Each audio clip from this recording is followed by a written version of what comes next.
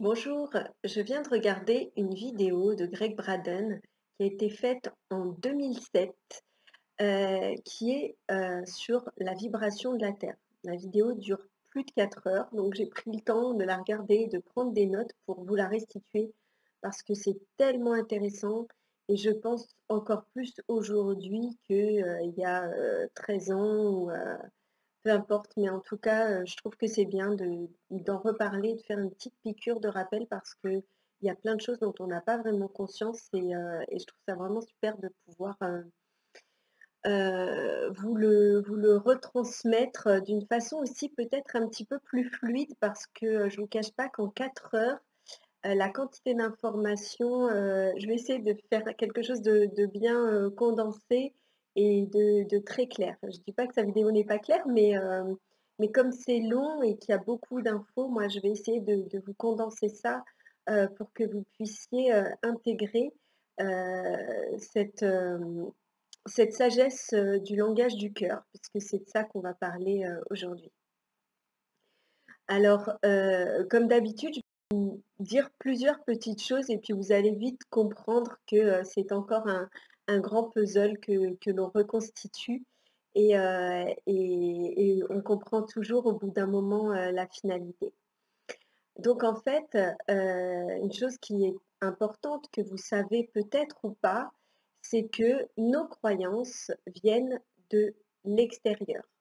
Donc comme je vous en ai déjà parlé, vous avez les croyances liées à l'éducation familiale, l'éducation scolaire, l'éducation religieuse. C'est tout ce que vous apprenez de votre enfance jusqu'à, au second souffle de l'âme. Pour ceux qui connaissent pas, j'ai fait une vidéo, donc vous pouvez regarder la vidéo sur le second souffle de l'âme pour comprendre un petit peu de quoi il s'agit. Alors en fait, notre conscience, c'est ce qui maintient, les particules de notre corps, dans notre corps et dans notre vie. Alors, je ne sais pas si vous avez entendu parler du film Matrix. On en a tous entendu parler, on ne l'a pas forcément vu. En tout cas, dans ce film, on nous suggère il suggère de choisir entre la pilule bleue et la pilule rouge. La pilule bleue étant celle, où on reste, dans la 3D, dans sa vie, métro, boulot, dodo, et la pilule rouge étant celle où on décide, d'évoluer et de grandir, en ayant conscience de la matrice. Donc le film s'appelle Matrix, c'est en anglais, mais en français donc on dit La Matrice.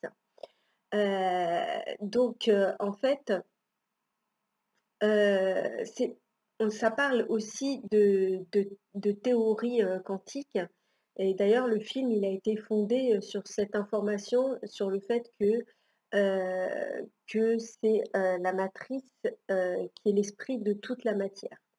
Alors moi, j'aime bien, visualiser que la matrice, ça correspond un petit peu à ça, à la fleur de vie que vous connaissez, sûrement et en fait, cette matrice, elle est vous pouvez la trouver partout justement dans la nature et donc là, moi, je vais vous la faire visualiser, comme si elle était autour de la planète. Comme si, c'était une toile invisible qui est autour de la Terre et qui est je vous en ai parlé également dans la vidéo sur, je ne sais plus sur quoi d'ailleurs, sur les rêves et oui voilà, c'était sur, le fait de faire un travail, par rapport à Michael pour nettoyer notre, karma. Donc en fait, cette fleur de vie, si vous la regardez, vous voyez qu'elle est, chaque point, en fait, est relié. Tous les points sont reliés les uns aux autres et donc tous ces points, vous pouvez imaginer qu'ils représentent un être humain sur cette terre.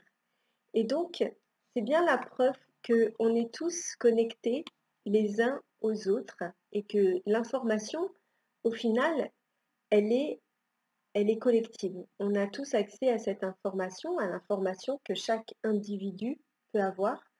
Je vous dirigerai aussi vers la vidéo d'Inelia Benz que je vous mettrai sous cette vidéo, je vous mettrai le lien qui est absolument extraordinaire et qui en parle aussi. Donc en fait, j'en reviens à la croyance. La croyance, en fait, c'est un sentiment. C'est l'union de la pensée et de l'émotion. Donc, j'ai déjà parlé de tout ça dans plein de vidéos, sur celle de Michael. Donc là, quand vous avez une pensée et une émotion, eh bien, ça crée, une croyance. Et donc vous pouvez les identifier par les chakras, en sachant que, les 3 chakras supérieurs, le chakra couronne, le troisième œil et le chakra de la gorge, c'est ce qui correspond à la pensée qui va générer donc une émotion en se basant sur les 2 émotions de base. Et les 2 émotions de base, on va les trouver où?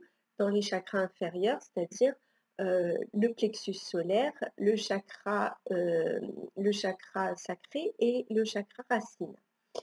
Et donc, les 2 émotions de base, c'est quoi? Eh bien, c'est la peur et l'amour, tout simplement. Ce sont les 2 émotions,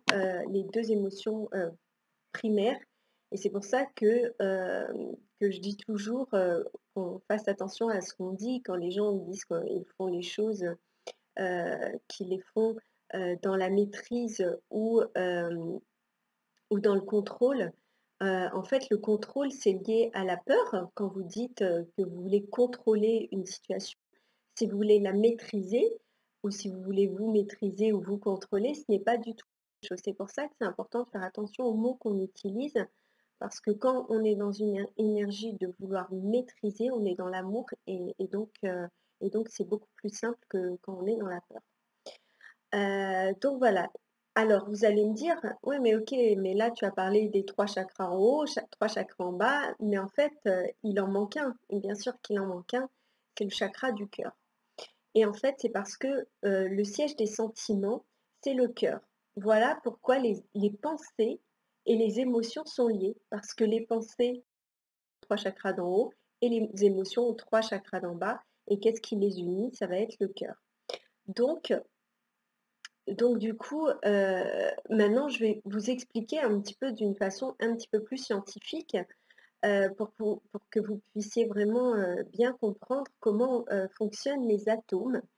Il y a beaucoup de tests, d'expériences qui sont faites, et donc on a remarqué que si on change un atome, eh bien, en fait, on va devoir, si on veut changer un atome, on va devoir changer l'énergie qui se trouve dans cet atome. Et donc, si on change, alors en fait, il y a eu 2 expériences, qui ont été faites. Et donc la première, je vais vous parler, de l'effet Stark. Donc c'est peut-être un nom qui va résonner pour vous. En fait, qui montre que si vous changez le champ électrique, et bien vous changez le comportement de l'atome. Et ensuite, si, par rapport à une autre expérience qui s'appelle l'effet Zeeman, qui montre que si vous changez le champ, électrique, pardon, le champ magnétique. Donc le champ électrique, c'est, l'effet Stark, et le champ magnétique, c'est l'effet Zeeman. Si vous changez le champ magnétique, eh bien vous changez aussi l'atome.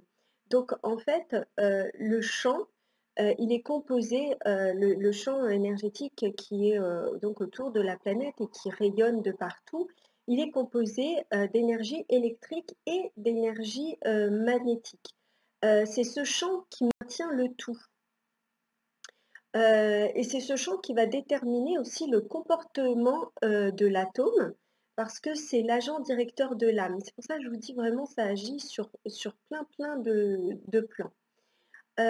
Donc du coup, si on veut changer, la matière physique de notre monde, eh bien en fait, on va devoir changer l'énergie de notre monde.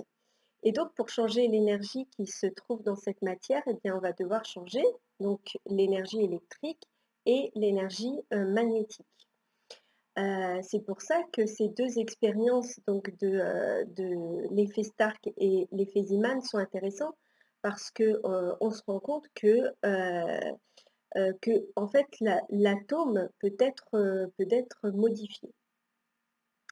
Et donc, il faut savoir que l'organe qui produit le champ électrique le plus puissant, c'est le cœur.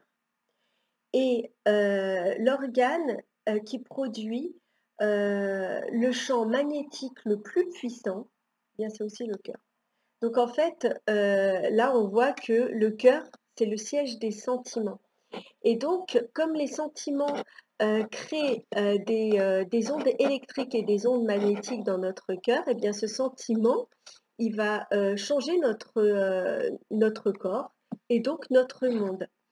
Euh, et juste par le fait donc de l'avoir ressenti. Alors, il faut savoir que le cerveau aussi, il va aussi produire cette énergie-là, mais le cœur, il est 100 fois plus puissant. Ça sera toujours 100 fois plus puissant, l'énergie qu'on va émaner par notre cœur. Et donc, comment on va pouvoir changer nos croyances? Eh bien, avec les ondes électriques et magnétiques et donc tout ce qui se passe dans notre vie.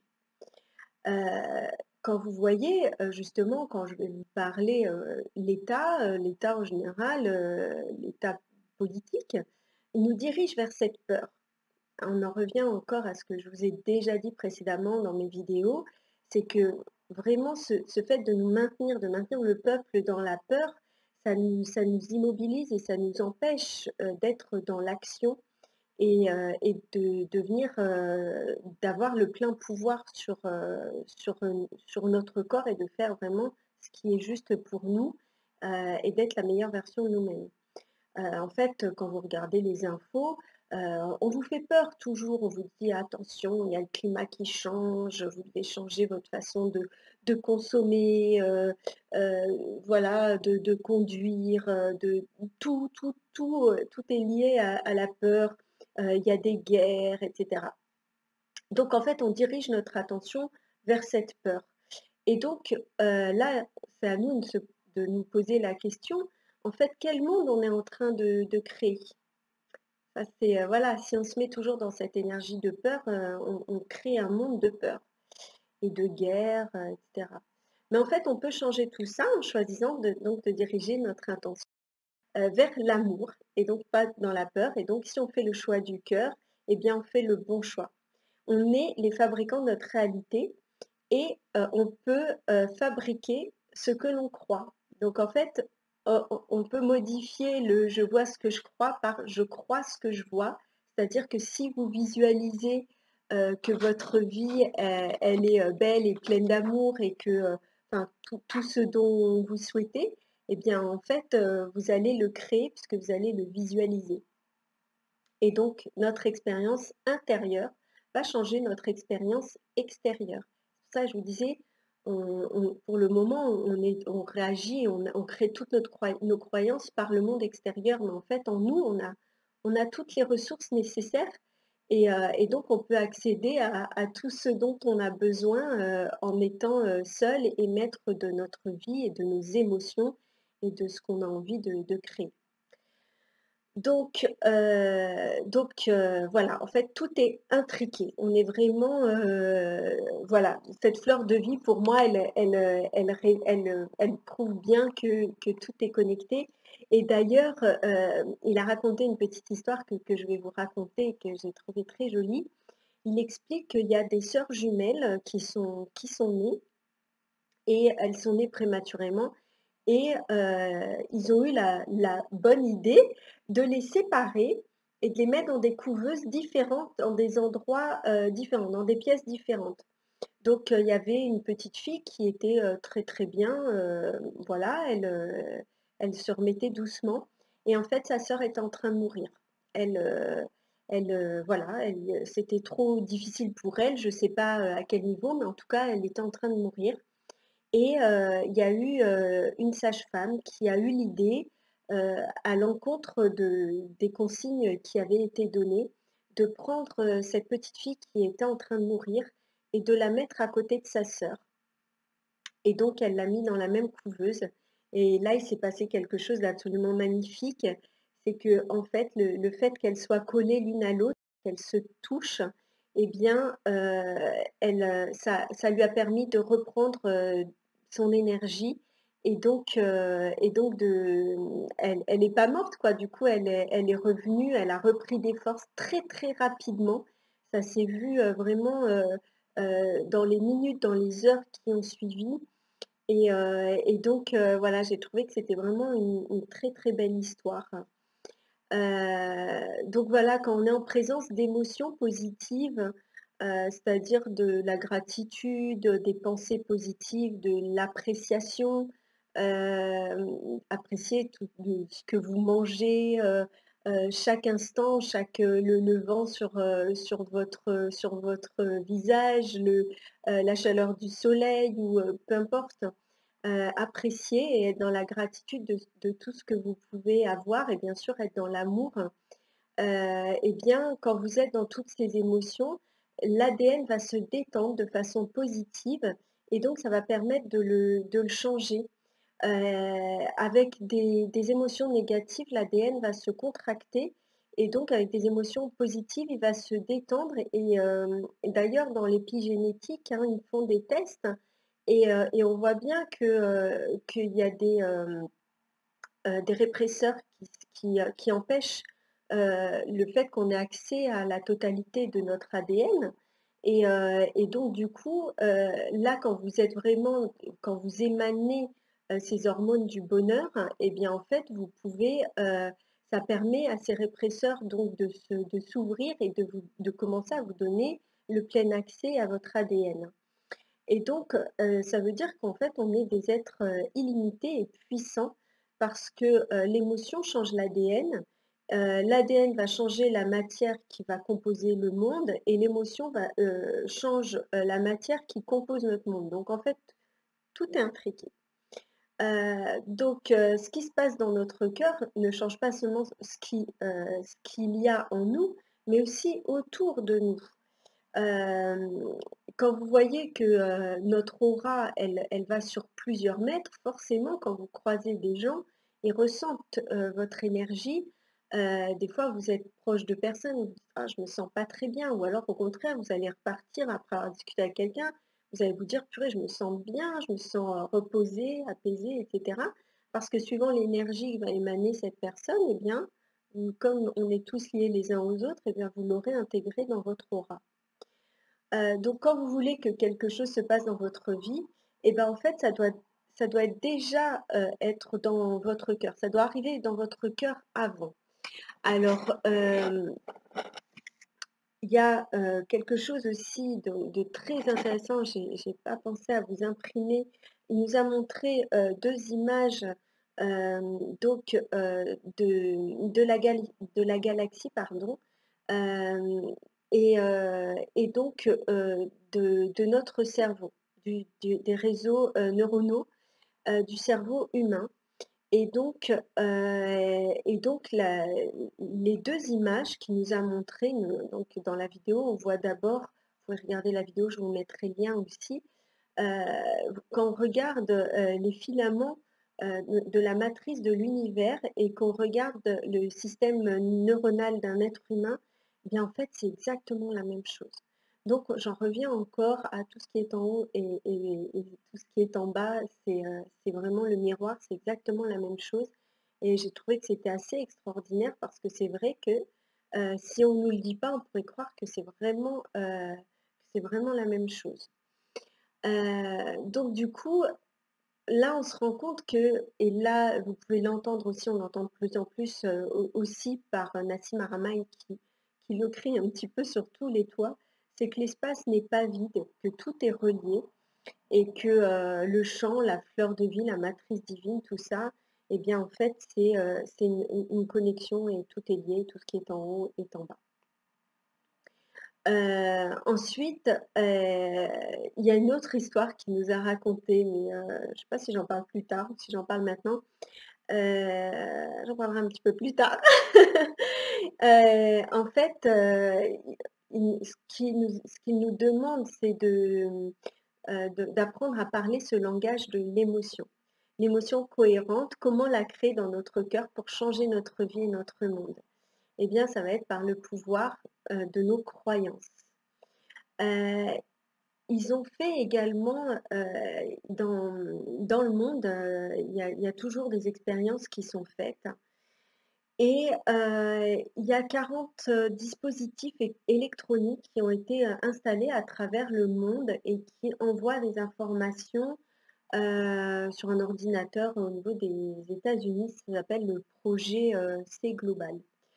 Euh, et donc, ils ont remarqué, alors bon, si je parle du 11 septembre, je pense que ça résonne pour tout le monde sait un petit peu ce qui s'est passé le 11 septembre. Et bien en fait, le 10 septembre, quand ils ont regardé les courbes, et bien en fait, ça a créé quelque chose le 11 septembre au niveau mondial, quand il y a eu l'information qui a été donnée, les pics sont montés au plus haut et en fait, les pics avaient déjà commencé à monter la veille. Ça veut dire que comme tout est connecté, on a tous accès à l'information. Donc en fait, ce qui était dans l'énergie d'organiser ça, et cetera, cette information, elle était dans la matrice et comme on y a tous accès, c'est comme si, en fait, on a rayonné, on a senti que quelque chose allait se passer la veille et donc ils ont pu le montrer, via, ces graphiques. Donc c'est quand même super intéressant de voir, à quel point on est connecté et que puis c'est rigolo de voir aussi qu'ils font ce genre de test et puis qu'après c'est publié quoi, donc c'est intéressant. Donc, donc bon, après c'est vrai qu'il a aussi parlé pas mal du fait qu'il y a beaucoup, de textes qui ont été modifiés, des textes pardon, sacrés, la Bible et cetera et donc la Bible à la base c'est la Genèse. Donc c'est vrai que ceux qui se renseignent et qui creusent un petit peu par rapport aux religions peuvent avoir des informations qui étaient données sur le champ et qui ont été perdues suite aux hommes qui ont voulu prendre le pouvoir et donc du coup, voilà, qui ont modifié ces textes. Euh, donc il demande si la connaissance est holographique, si ce n'est pas quelque chose que l'on stocke dans le cerveau. Et en fait, il nous explique bien que la mémoire se trouve dans la matrice et qu'il n'y a aucun secret possible lorsque l'on sait se connecter. Lorsqu'on sait se connecter donc à cette matrice, on a accès au tout.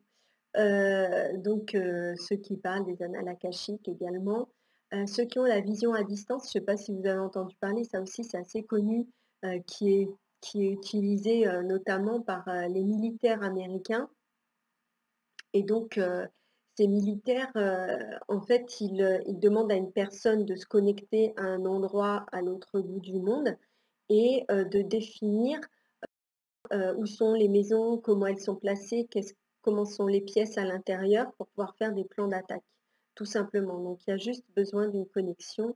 Voilà, le temps et l'espace n'existent pas non plus, donc c'est une fois qu'on sait se connecter, voilà, on a accès à tout.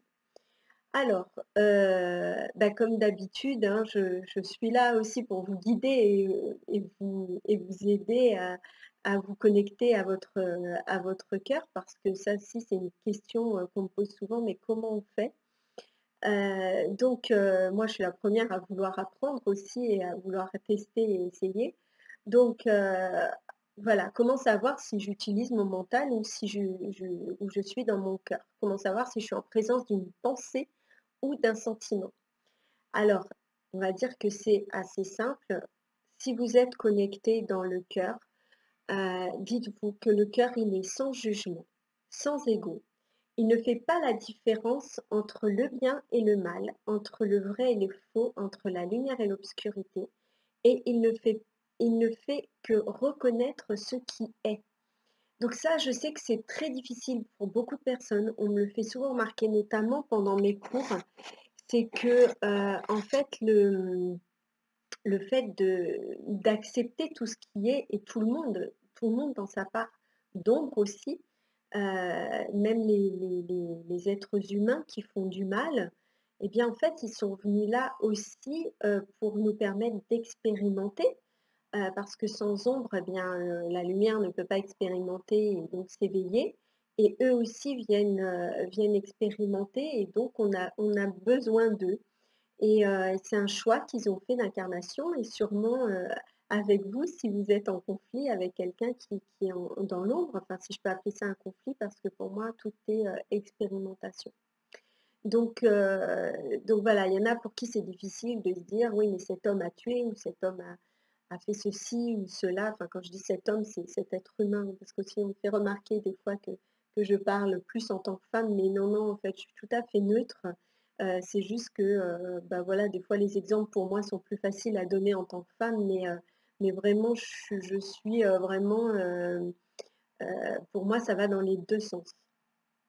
Donc du coup, heu, quand on reprend conscience que on est tous connectés, même avec ceux qui sont dans l'ombre, bah, du coup, ça nous remet un petit peu, à notre place et même si c'est difficile, bah, on accepte tout simplement sans jugement et donc du coup, voilà, donc toute la matière, elle est connectée et donc lorsque l'on crée le sentiment adéquat dans notre cœur, eh bien, on va modifier, on va changer le champ.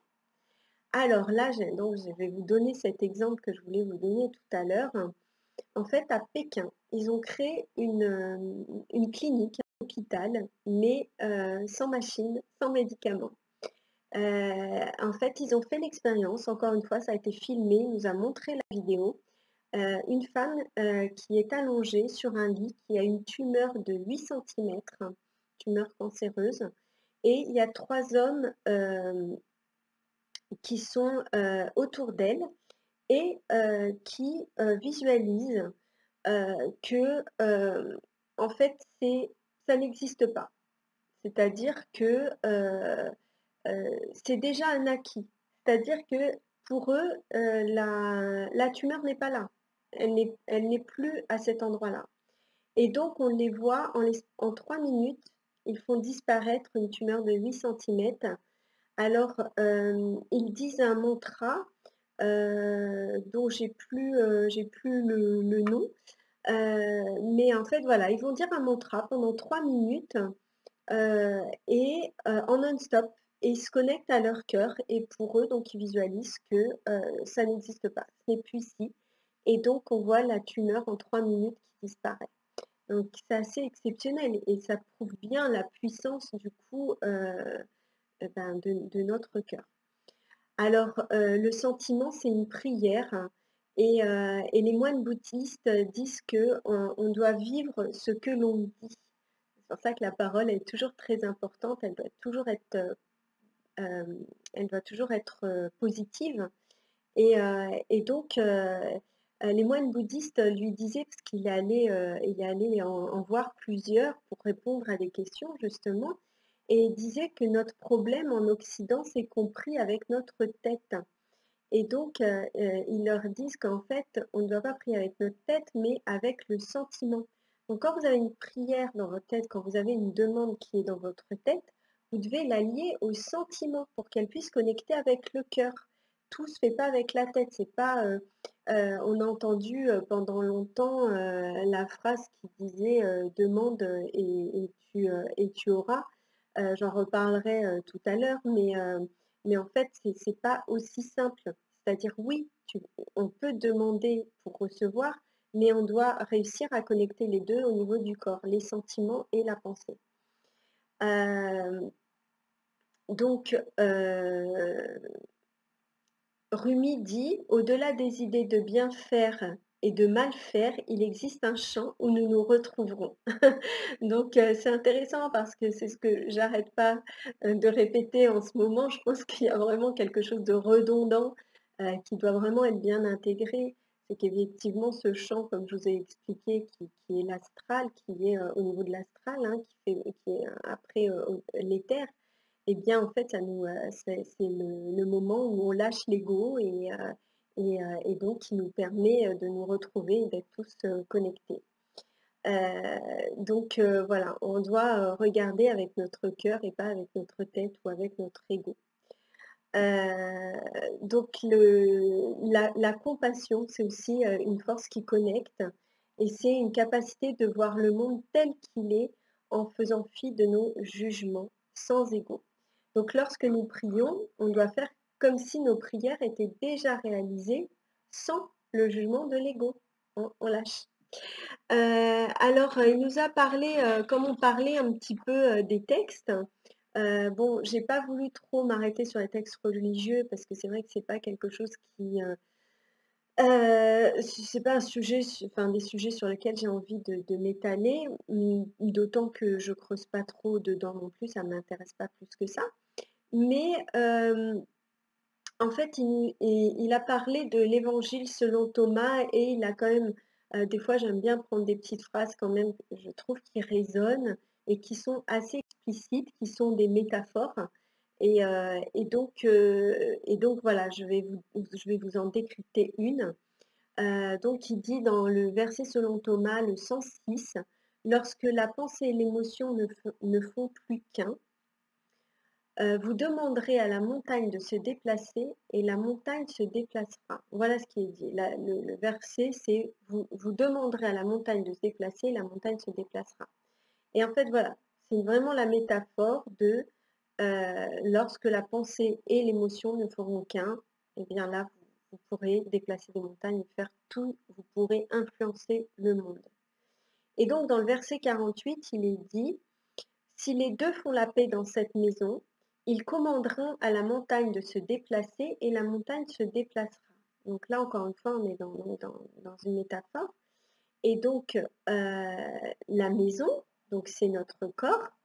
Et donc, le corps, il est, comme je vous disais, avec différents étages. Donc, vous pouvez voir que les chakras du haut et du bas, en fait, vous êtes un temple. Et en fait, si la pensée se connecte à l'émotion, s'ils ne font qu'un, eh bien, ils feront la paix. Et donc, il vous suffira de demander et vous pourrez déplacer la montagne. Alors, encore une fois, comment faire cela? Demandez et vous recevrez. Demander ne se fait pas avec la voix, pas seulement. Cela se fait avec le chant. Et ça se fait dans un langage qui lui est compréhensible, c'est-à-dire avec le pouvoir de notre cœur. Notre cœur, il crée des ondes électriques et magnétiques qui sont extrêmement puissantes. Et c'est ça que le chant reconnaît. C'est ce que je vous expliquais au début. Donc vraiment quand vous demandez, vous devez demander sans motif caché. Ça doit être vraiment, quand je vous dis avec le cœur, essayez de ressentir qu'il se passe quelque chose dans votre cœur, qu'il y a une émotion de joie, de bonheur, enfin voilà, quelque chose de très, très fort. Et donc, c'est comme ça que vous ferez de votre rêve votre future réalité. Vous faites comme si c'était déjà arrivé. Vous pouvez choisir une nouvelle réalité et vous vous dites, voilà, la phrase c'est ça, c'est déjà fait. Voilà, maintenant c'est déjà fait, c'est comme ça. Euh, il nous donne une phrase aussi, un exemple, parce que moi j'ai vraiment besoin d'exemples aussi pour intégrer les choses. Il dit que par exemple, si vous priez pour avoir de la pluie, pour qu'il pleuve, cela induit que ça n'existe pas, qu'il n'y a pas la pluie. Donc, il faut, ou si vous dites: «S'il vous plaît, faites en sorte qu'il pleuve», ça veut dire qu'il pleut pas. Donc vous mettez pas cette énergie et en fait, vous devez visualiser que c'est déjà arrivé. Vous devez visualiser vous fermez les yeux et vous activez tous vos sens. Vous activez, le toucher. Dites-vous vous voyez qu'il y a déjà de la boue, que l'eau, va faire de la boue, des flaques d'eau. Visualisez ces flaques d'eau. Ressentez l'odeur de la pluie, le son de la pluie qui tombe, parce que tout ça, c'est en mémoire. Et la gratitude que vous avez quand, votre sol il est, humide, que ça va faire pousser vos plantes, vos fruits, vos légumes.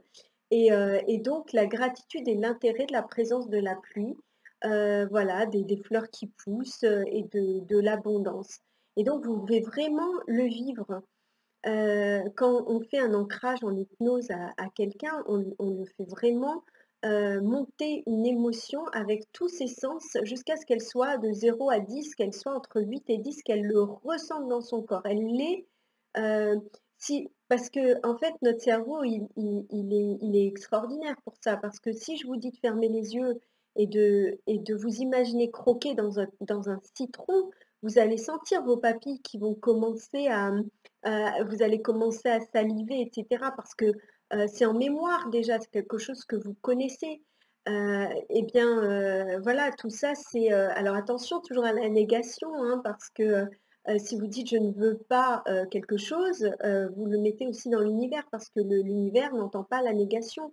Donc, là, si vous fermez les yeux et que je vous dis, «Ne voyez pas un éléphant rose», la première chose que vous allez voir, c'est un éléphant rose parce que le cerveau, l'inconscient n'entend pas le pas et l'univers non plus puisque tout est connecté. Donc en fait, on a vraiment ce pouvoir, de pouvoir créer notre réalité et donc on a le pouvoir de prendre le pouvoir qui est en nous. Vraiment prendre conscience qu'on n'est pas des victimes de ce qui arrive dans ce monde. On est tout aussi, responsables, mais aujourd'hui, c'est intéressant, d'arrêter de voir ce qui se passe à l'extérieur, mais de travailler sur ce qui se passe à l'intérieur parce que quand vous travaillez sur vous, à l'intérieur de vous, et bien forcément, vous allez le mettre dans la matrice et donc ça va se connecter, ça va être très, très fort. Et donc pour finir cette vidéo, je vais finir sur quelque chose que j'ai trouvé absolument génial. Il nous a raconté que, en fait, notre corps a la capacité de vivre pendant 900 ans. Et ouais, 900 ans. Et donc, il dit, qu'il nous faut entre 70 et 100 ans pour apprendre à nous guérir de nos blessures émotionnelles.